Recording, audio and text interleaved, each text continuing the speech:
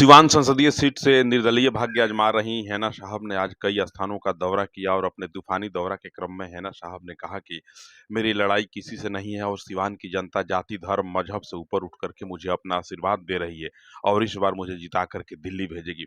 हैना साहब अपने चुनाव चिन्ह टेम्पू छाप पर वोट मांगते हुए लोगों से अपील करती हैं कि आप सभी जाति धर्म मजहब और दल से ऊपर उठ करके एक निर्दल उम्मीदवार को टेम्पू छाप पर वोट दीजिए और मुझे अपना आशीर्वाद दीजिए। आपके आशीर्वाद से अगर मैं सांसद बन गई तो सिवान का सर्वांगीण विकास करूंगी और सबके सेवा में दिन रात सदैव तत्पर रहूंगी।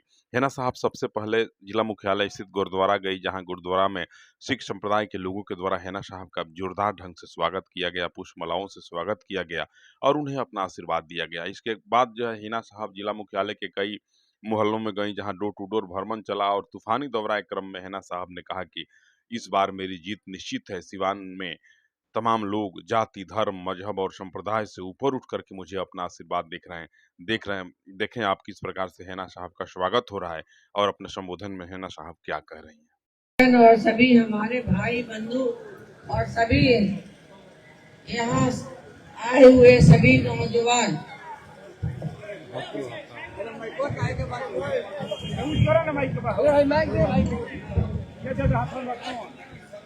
सभी अभिभावकों को मेरा आदाब प्रणाम। बरवा में है आज हम लोग ये जो अंदर बहुत पहले से ही अंदर के बरवा में शहाबुद्दीन साहब का प्रिय रहा है। आपके बीच आज डॉक्टर मोहम्मद शहाबुद्दीन साहब नहीं है, लेकिन जो आप लोग उनकी यादों को अपने दिल में बसा कर रखे हैं और सजो कर रखे हैं।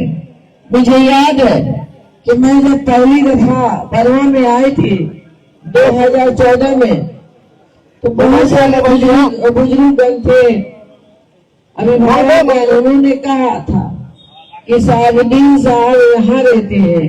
आज मुझे दिखा कि वो हर जन के दिल में है और मैं उनकी धर्म पत्नी, यही मेरी पहचान है। मैं इसलिए बता रही हूँ, आप लोगों के बीच में आई हूँ, आज वो नहीं है, मैं हूँ। मुझे जो आप लोगों ने सम्मान दिया, स्वागत किया, ये मुझे हमेशा याद रहेगा। और ये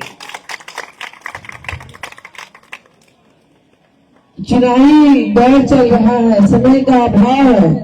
मैं निर्दलीय प्रत्याशी हूँ। आप सभी के सहयोग से, आप सभी के ताकत से आज मैं मैदान में हूँ, खड़ी हूँ, जमी हूँ और हिस्सेदारी में मौजूद हूँ। इस बार लगता है मुझे सेवा करने का मौका मिलेगा ना।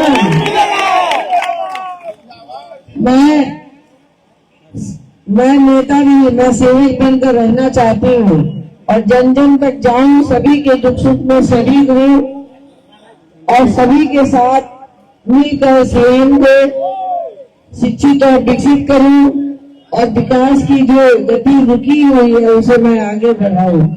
जो उन्होंने कार्य किए हैं उनका सराहना है, सुंदर बनाना है और सिवान के जन जन तक ये आभास होनी चाहिए कि हम लोगों ने सबको देखा।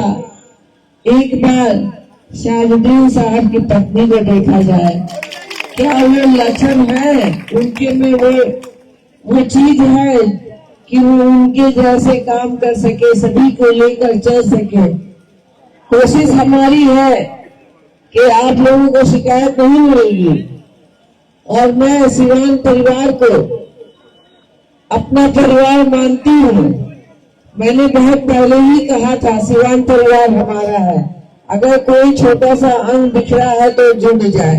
समय अब नहीं है बहुत ज्यादा हम लोगों को हाजिरी लगाने का, लेकिन जो भी छोटे भाई बंधु हैं वो हमारे परिवार में शामिल हो और सिवान को शिक्षित और विकसित और सेवा देने का वक्त आ गया है। सिवान को आगे बढ़ाना है और सिवान को उस प्रगति पे ले जाना है जहां हम लोगों ने सोचा था कि बहुत सारे काम करने हैं। एजुकेशन का हब बनाना है। मेडिकल सेंटर ऐसे ऐसे होंगे कि कोई भी बाहर इलाज कराने नहीं जाएगा, बाहर के डॉक्टर यहाँ आएंगे, हेलीपैड बनेगा। ये सारे उनके सपने थे। हम लोग कोशिश करेंगे एक एक कड़ी जोड़ने का। कह तो नहीं सकते हैं कि हाँ उनके लेवल के हो, एक छोटी छोटी कड़ी हम लोग जोड़ेंगे और सिवान में एक यूनिवर्सिटी भी होनी चाहिए। आप सभी से आग्रह है, निवेदन है, हमारा चुनाव चिन्ह टेम्पू है। एक कीमती वोट देकर अपना ईवीएम के क्रमांक नंबर 13 पर सिवान को एक एक कड़ी मजबूत करें और आगे बढ़े। और जिनके विरोधियों के जो विरोधी नहीं हुए, हमारे भाई बंधु हैं, बड़े दलों के लोगों का जो आचार आचरण है वो सब दिखने लगा है। अफवाहों से बचिएगा, सावधान रहिएगा, सिवान को आगे बढ़ाइए। बहुत बहुत धन्यवाद।